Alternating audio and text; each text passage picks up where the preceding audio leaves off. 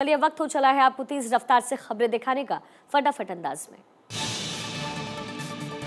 MCD चुनाव में आम आदमी पार्टी को पूर्ण बहुमत, 134 सीटों पर आम आदमी पार्टी का कब्जा, 104 सीट जीतकर बीजेपी दूसरे नंबर की बनी पार्टी। सत्येंद्र जैन और मनीष सिसोदिया के क्षेत्र में आम आदमी पार्टी की बुरी हार। सत्येंद्र जैन के विधानसभा क्षेत्र में तीनों वार्डों में बीजेपी ने लहराया परचम, सिसोदिया के क्षेत्र में भी बीजेपी का डंका। एमसीडी चुनाव में आपको बहुमत के बाद कार्यकर्ताओं में उत्साह, पार्टी ऑफिस के बाहर जमकर मनाया जश्न। आम आदमी पार्टी ऑफिस के बाहर कार्यकर्ताओं की भीड़, कार्यालय के बाहर नजर आया लिटिल केजरीवाल बना बच्चा। चुनाव नतीजों से आम आदमी पार्टी कार्यकर्ताओं में खुशी की लहर, अरविंद केजरीवाल के घर के बाहर बांटी गई मिठाइयां। एमसीडी चुनाव में मिली जीत पर सीएम केजरीवाल ने आपके विजय प्रत्याशियों को दी बधाई, जीत के लिए जनता का किया शुक्रिया। जीत पर बोले दिल्ली के डिप्टी सीएम मनीष सिसोदिया, ये सिर्फ जीत नहीं बल्कि बड़ी जीत है, दिल्ली के लोगों को धन्यवाद। राज्यसभा से आप सांसद राघव चड्ढा ने एमसीडी में जीत पर कहा, छोटी पार्टी ने सबसे बड़ी पार्टी को हराया, दिल्ली की जनता ने जीत की चाबी केजरीवाल को सौंपी। आप नेता संजय सिंह ने कहा, एमसीडी के भ्रष्टाचार पर चला आपका झाड़ू, दिल्ली की जनता ने पूरे देश को संदेश दिया। आम आदमी पार्टी के सांसद हरभजन सिंह ने कहा, एमसीडी हमारे लिए बड़ी चुनौती थी, हमने इस चुनौती को भी आज पार कर लिया।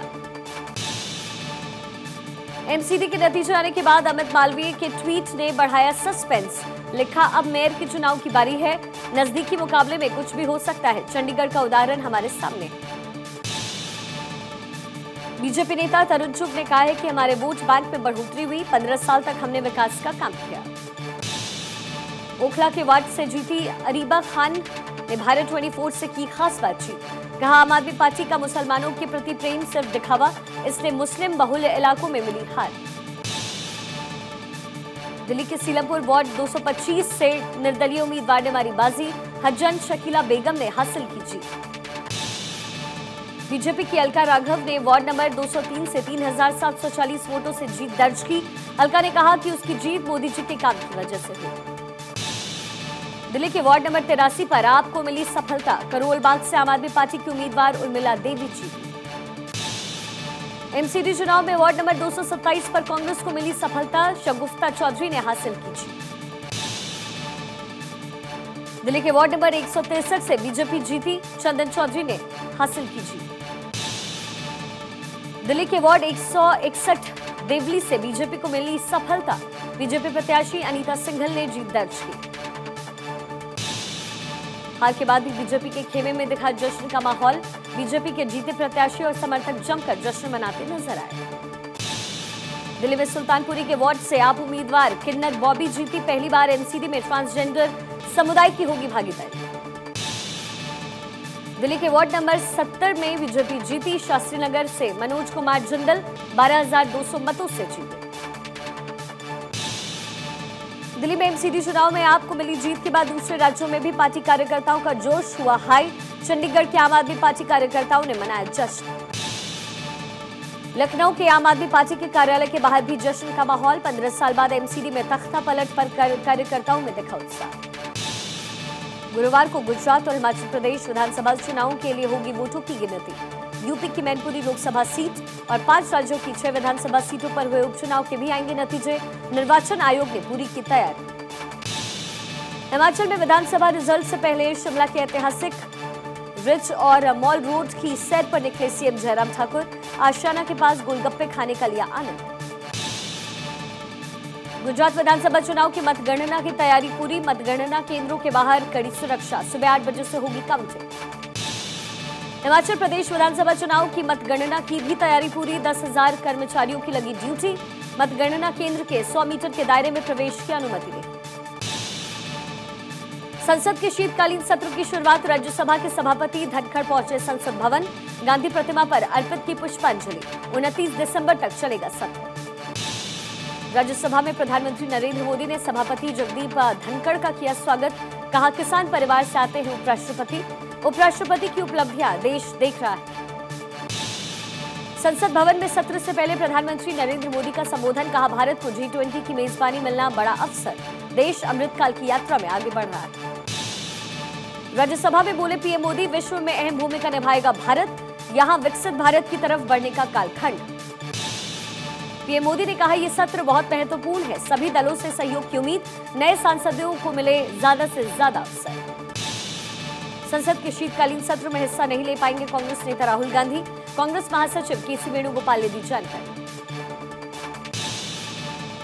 Bill and Melinda Gates foundation की सह अध्यक्ष मेलिंडा फ्रेंच गेट्स ने यूपी के सीएम योगी से मुलाकात की। मेलिंडा गेट्स ने कहा कि उत्तर प्रदेश भारत के लिए ही नहीं, विश्व के लिए मॉडल बन सकता है। बरेली में आयोजित प्रबुद्ध जन सम्मेलन में पहुंचे सीएम योगी 1559 करोड़ की 188 विकास परियोजनाओं के लोकार्पण और शिलान्यास भी किया। 8 और 9 दिसंबर को देहरादून दौरे पर आ रही हैं राष्ट्रपति द्रौपदी मुर्मू। राष्ट्रपति के दौरे को लेकर के पुलिस सुरक्षा व्यवस्था तैनात की गई। राजस्थान के कोटा में भारत जोड़ो यात्रा के रूट में हुआ बदलाव, जगपुरा की जगह अनंतपुरा गेट से शुरू हुई राहुल की यात्रा। राजस्थान के लालसोट के इसरदा प्रोजेक्ट का होगा शिलान्यास, 15 दिसंबर को राहुल गांधी करेंगे शिलान्यास। राहुल गहलोत ने राजस्थान के झालावाड़ में देखा फुटबॉल मैच, भारत जोड़ो यात्रा के दौरान देखा मैच, क्यों न जुड़े अभियान भी शुरू किया। कांग्रेस महासचिव जयराम रमेश का बड़ा बयान, बोले कांग्रेस में गुटबाजी नई बात नहीं, 137 साल के इतिहास में गुटबाजी हुई। राजस्थान में हरिदेव जोशी, शिवचरण माथुर के भी गुट थे। आंध्र प्रदेश के मुख्यमंत्री जगनमोहन रेड्डी ने विजयवाड़ा में पिछड़ा वर्ग महासभा की रैली को किया संबोधित, कहा देश की बैकबोन है ये वर्ग, इसके हित के लिए हमेशा काम करता रहूंगा। कर्नाटक के मुख्यमंत्री बसवराज बोम्मई ने जन संकल्प यात्रा का किया शुभारंभ, तुमकुर के गवर्नमेंट जूनियर कॉलेज में आयोजित किया गया कार्यक्रम। दिल्ली में हरियाणा के सीएम मनोहर लाल खट्टर और नीति आयोग के वाइस चेयरमैन सुमन बेरी के बीच हुई बैठक, सतत विकास लक्ष्यों को पाने में हरियाणा की भागीदारी को लेकर चर्चा की गई। राजस्थान में ग्रामीण पर्यटन को बढ़ाने पर जोर दे रही है गहलोत सरकार, गांवों में बनाए जाएंगे ग्रामीण गेस्ट हाउस। छत्तीसगढ़ के गरियाबंद में मुख्यमंत्री भूपेश बघेल ने अधिकारियों के साथ समीक्षा बैठक की, ओडिशा से सटे इलाकों में अवैध शराब बिक्री पर कार्रवाई करने के निर्देश दिए। रांची में झारखंड की दीदियों का स्नातक समारोह, सीएम हेमंत सोरेन ने किया संबोधित, कहा सरकार गरीब तबके की महिलाओं को आत्मनिर्भर बनाने का लगातार प्रयास कर रही है। केंद्रीय मंत्री अश्विनी चौबे ने नीतीश कुमार पर विवादित टिप्पणी की, कहा बिहार के मुख्यमंत्री नीतीश कुमार नपुंसकता के शिकार हो गए। बेलगाम मुद्दे पर संजय राउत का केंद्र पर बड़ा आरोप, शिवसेना को तोड़ा ताकि उनकी मंशा पूरी हो सके। यूपी के बाराबंकी में सपा जिलाध्यक्ष हाफिज अयाज के मदरसे पर चला बुलडोजर, सपा जिलाध्यक्ष पर कब्रिस्तान की जमीन पर अवैध कब्जे का लगा आरोप। यूपी के उन्नाव में इनकम टैक्स की छापेमारी, रहमान इंडस्ट्रीज पर कसा शिकंजा, 8 गाड़ियों से इनकम टैक्स विभाग के अधिकारी पहुंचे फैक्ट्री। कानपुर के पेचबाग और रिजवी रोड पर रेडीमेड कपड़ों के कारोबारियों के ठिकानों पर जीएसटी की रेड, छापे से होजरी मार्केट में मचा हड़कंप। ऑपरेशन ब्लैक बीबा को लेकर के भारत 24 की खबर का असर, सूचना एवं प्रौद्योगिकी विभाग बाड़मेर ने भारत 24 के खुलासे पर लिया संज्ञान, ई मित्र संचालकों पर एफआईआर दर्ज की गई। गैंगस्टर लॉरेंस बिश्नोई की दिल्ली की पटियाला हाउस कोर्ट में पेशी के दौरान पंजाब पुलिस को मिली लॉरेंस की ट्रांजिट रिमांड। मऊ में समाजवादी पार्टी नेता गजाला के पति सरवर जहीर की मारपीट और बदसलूकी का आरोप, चुनाव प्रचार के दौरान जनता से बदसलूकी और मारपीट का वीडियो आया सामने। जम्मू कश्मीर के शोपियां में सुरक्षा बलों और आतंकियों में मुठभेड़, वाथो इलाके में मुठभेड़ जारी। छत्तीसगढ़ के नारायणपुर में सर्चिंग के लिए गए सीएएफ जवानों से 3 नक्सली राइफल छीन करके भागे, नक्सलियों की तलाश के लिए की गई घेराबंदी। लखनऊ के ऐतिहासिक रूमी गेट के नीचे वाहनों को ले जाने पर लगा प्रतिबंध, गेट के ऊपरी हिस्से में आई दरार के बीच नींद से जागा प्रशासन। बेंगलुरु में 262वें कॉमर्स डे पर आर्मी सर्विसेज कॉर्प्स ने दिखाई ताकत, जवानों ने किया हैरत अंगेज प्रदर्शन। कानपुर के रोनेल हत्याकांड का 36 दिन बाद पुलिस ने किया खुलासा, साथ पढ़ने वाली एक लड़की के प्रेमी की हत्या की गई, रोनेल पर शक करता था आरोपी विकास यादव। पटना में बीपीएससी अभ्यर्थियों का प्रदर्शन, परीक्षा में धांधली से नाराजगी, सीबीआई जांच की मांग की गई। बिहार के भागलपुर में नीलम यादव की हत्या को लेकर के बीजेपी प्रदेश अध्यक्ष संजय जायसवाल ने एसपी पर लगाया गंभीर आरोप। कहा, भागलपुर एसपी अपने बयान पर माफी मांगे, दोषियों को फांसी देने की मांग की। पटना के फुलवारी शरीफ में सीरियल लूट और डकैती कांड पर पुलिस ने किया खुलासा। पुलिस ने हथियार और जिंदा कारतूस के साथ 6 डकैतों को गिरफ्तार किया। बिहार के सहरसा में चाकूबाजी के आरोपी को पकड़कर लोगों ने बुरी तरीके से पीटा। मौके पर पहुंची पुलिस ने छुड़ाकर अस्पताल में भर्ती करवाया। एमपी के बैतूल में 400 फीट गहरे बोरवेल में गिरा मासूम, दूसरे दिन भी जारी है लगातार रेस्क्यू ऑपरेशन। 55 फीट पर फंसा है 8 साल का मासूम। कर्नाटक के कोलार में एक मां ने अपने 2 बच्चों को पेट्रोल डालकर जलाया। एक बच्चे की मौत, दूसरे की हालत बेहद गंभीर।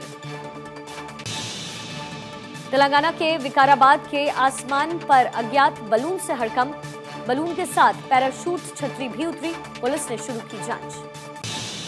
मुंबई के मलाड में पुलिस ने एसी कंप्रेसर चुराने वाले गैंग के 2 आरोपियों को किया गिरफ्तार।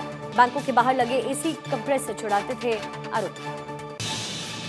छत्तीसगढ़ के धमतरी जिले में आतंकियों का आतंक सामने आया। खल्लारी गांव के हाथी के हमले में खेत की रखवाली कर रहे शख्स की मौत हुई। छत्तीसगढ़ के जशपुर में जेल से फरार कैदी गिरफ्तार। सोमवार को जेल की दीवार फांदकर हुआ था फरार।